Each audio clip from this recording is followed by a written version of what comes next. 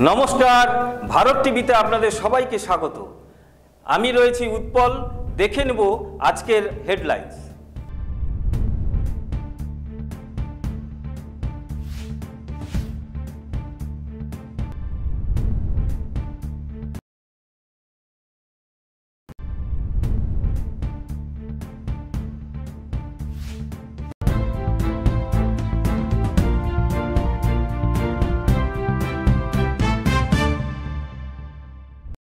প্রথমেই যেই খবরে নজর দিতেই হচ্ছে, কেষ্ট আছেন কেষ্টতেই। কে বলুন তো? হ্যাঁ, অনুব্রত মণ্ডলের কথাই বলছি। ইতিমধ্যেই আপনারা জেনে গেছেন বোলপুর থানার আইসিকে ফোনে কি বলেছেন অনুব্রত। একজন দায়িত্বপ্রাপ্ত পুলিশ আধিকারিককে এভাবে কি কুকথা বলা যায়? কেন এমনটা বললেন অনুব্রত, তার উত্তর জানা নেই। তবে দিনের শেষে ক্ষমা চেয়েছেন অনুব্রত। কিন্তু প্রশ্ন থাকছে, এই ক্ষমা কি মন থেকে চেয়েছেন নাকি দলের চাপে ক্ষমা স্বীকার? কুকথা, গালিগালাজ এই শব্দগুলো যেন কেষ্টমণ্ডলের নামের সাথে আষ্টে পৃষ্ঠে জড়িত। কেউ কথা না শুনলেই ব্যাস দেদার গালিগালাজ। এ কোনো নতুন বিষয় নয়। এবারেও তার অন্যথা হলো না। বোলপুর থানার আইসিকে অশ্রাব্য ভাষায় কেষ্টর কটূক্তি, যা সামাজিক মাধ্যমে ইতিমধ্যেই ভাইরাল। যদিও এই অডিওর সত্যতা যাচাই করেনি ভারত টিভি। হ্যালো, হ্যাঁ বলুন। কালকে তোর পশু ডেপুটেশন দিয়ে তোর বাংলো পড়তে যাব, তোকে বার করে নিয়ে আসবো। বল বল বল বল বল বল বল বল। হ্যালো, বল। আপনি কি বলছেন? আমি অনুব্রত মণ্ডল বলছি। তোর কাছে নিয়ে এসছে এটা। বল বল বল বল। তুই ফোনে রেকর্ড করছিস, আমি সব জানি।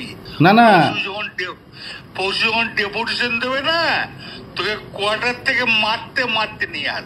না কি হয়েছে, মানে ঘটনাটা কি? সিঙ্গিতে কি হয়েছে? হ্যাঁ হ্যাঁ, এই পশু তো কাল পশু ডেপুটেশনের ডেট কর। আরে পার করে 13,000 বোলপুরের লোক হয়েছে না? 13,000? 12,000 লোক হয়েছিল বোলপুরে। প্রচুর লোক।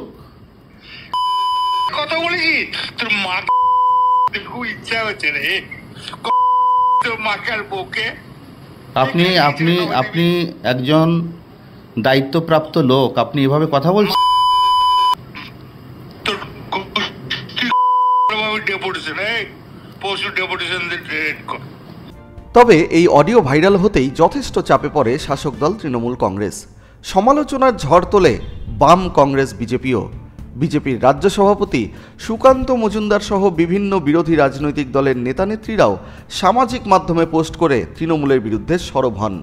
অন্যদিকে অনুব্রতর এই মন্তব্যকে অবমাননাকর বলে উল্লেখ করে তীব্র নিন্দা করার পাশাপাশি 4 ঘন্টার মধ্যে ক্ষমা না চাইলে শোকজের হুঁশিয়ারি দেয় তৃণমূল কংগ্রেসের রাজ্য নেতৃত্ব। সোশ্যাল মিডিয়ায় পোস্ট করে অনুব্রতকে সাফ হুঁশিয়ারি দেওয়া হয় দলের তরফে। এরপর শুক্রবার শেষমেশ লিখিতভাবে ক্ষমা চান কেষ্টমণ্ডল। সংবাদ মাধ্যমের সামনেও জানালেন তার সাফাই।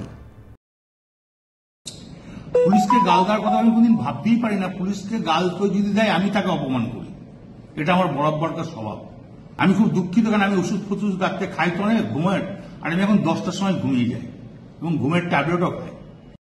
আমি আইসিকে আমিও বলেছি, চাঁদুও ফোন করে বলেছে যে আপনি তাড়াতাড়ি জানকে অন্তত ছেলেটাকে আজ হসপিটালাইজ করুন। তো উনি আমাকে একটা অন্য ধরনের কথা বলেছে, সেটা আমি আর বলতে রাজি নই। তখন আমি নিজের রাগ সামালতে পারিনি। এটা স্বাভাবিক, আমি বলেছি। এর জন্য আমি দুঃখিত, আমি ক্ষমা প্রার্থী। যদি এটা যদি স্বাভাবিক আমার মুখ থেকে এই কথাটা বেরোনো উচিত নয়, তার জন্য আমি দুঃখিত এবং ক্ষমা প্রার্থী।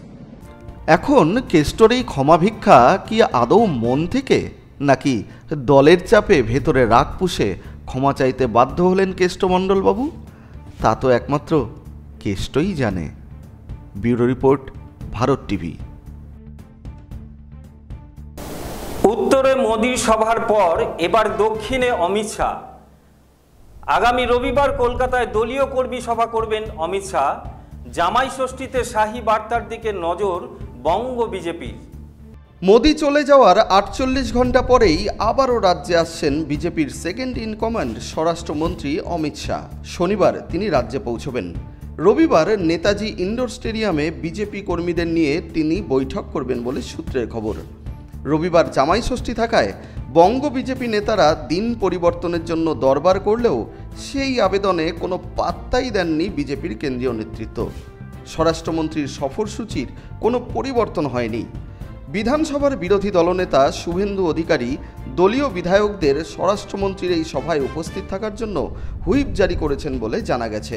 2026 বিধানসভা নির্বাচনকে পাখির চোখ করেছে বিজেপির কেন্দ্রীয় নেতৃত্ব। বৃহস্পতিবার প্রধানমন্ত্রী নরেন্দ্র মোদী যেভাবে তৃণমূল কংগ্রেস পরিচালিত সরকারের সমালোচনা করলেন তাতে বিজেপির অবস্থান স্পষ্ট করে দিয়েছেন প্রধানমন্ত্রী।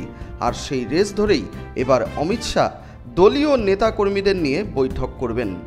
বিজেপির সেকেন্ড ইন কমান্ড দলীয় নেতাকর্মীদের কী বার্তা দেন সেদিকেই তাকিয়ে রয়েছে রাজ্যের রাজনৈতিক মহল।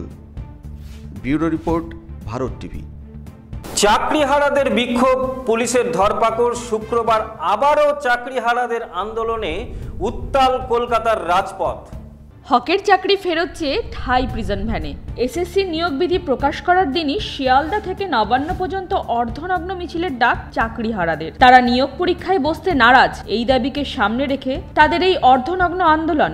নিয়োগ বিধিতে চাকরিহারা শিক্ষকদের বেশ কিছু সুবিধা দেওয়া হলেও তারা দ্বিতীয়বার পরীক্ষায় বসতে নারাজ।